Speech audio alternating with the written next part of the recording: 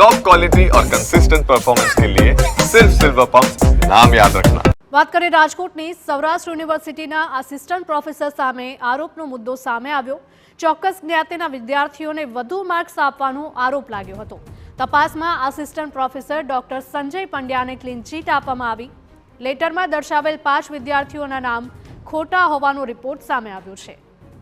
ફરિયાદ કરનાર એક પણ બહેન વર્ષ 2016 પછી ભવનના રેકોર્ડ પર નથી તેવું તેમણે કહ્યું હતું। ડોક્ટર સંજય પંડ્યા દ્વારા દ્વિઅર્થી શબ્દનો ઉપયોગ કરવાનો પણ આરોપ હતો। ડોક્ટર સંજય પંડ્યા વિરુદ્ધ ષડયંત્ર કરનાર સામે યુનિવર્સિટી પોલીસ શું ફરિયાદ કરશે કે કેમ તે પણ સવાલ ઊભો થાય છે। સૌરાષ્ટ્ર યુનિવર્સિટીમાં લેટર કાંડથી ખોટી રીતે બદનામ કરવાના પ્રયાસોનો દાવો કરાયો છે। સંવાદદાતા રોનક જોડાયા છે વધુ વિગતો સાથે। રોનક, જણાવશો કે સૌરાષ્ટ્ર યુનિવર્સિટીના આસિસ્ટન્ટ પ્રોફેસર સામે આરોપ લાગ્યા છે।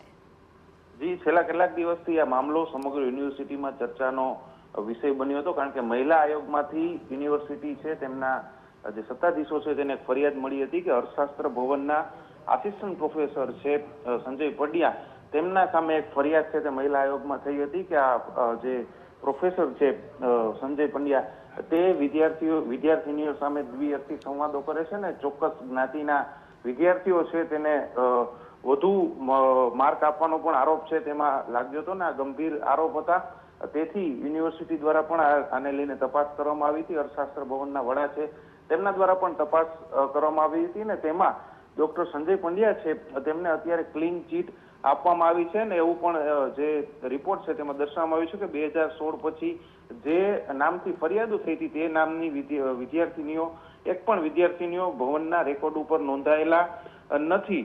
એટલે હવે જોવાનું એ રહેશે કે શું કોઈ વિદ્યાર્થીનીઓ અન્ય નામથી ફરિયાદ કરી હતી કે કેમ તેની કોઈ તપાસ થશે કે કેમ, કારણ કે આ પ્રકારે જ્યારે કોઈ ફરિયાદ કરતું હોય છે ત્યારે એક રીતે બદનામ થવાનો પણ ડર હોય છે।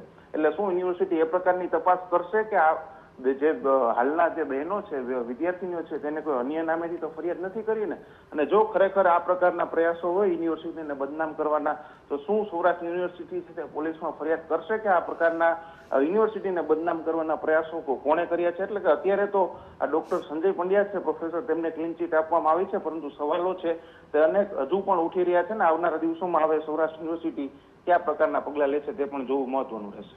જી બિલકુલ રોનક, માહિતી બદલ આપનો આભાર। તો ચોક્કસ જ્ઞાતિના વિદ્યાર્થીઓને આ પ્રોફેસર વધુ માર્ક્સ આપતા હોવાનો પણ વિદ્યાર્થીઓએ આરોપ લગાવ્યો છે।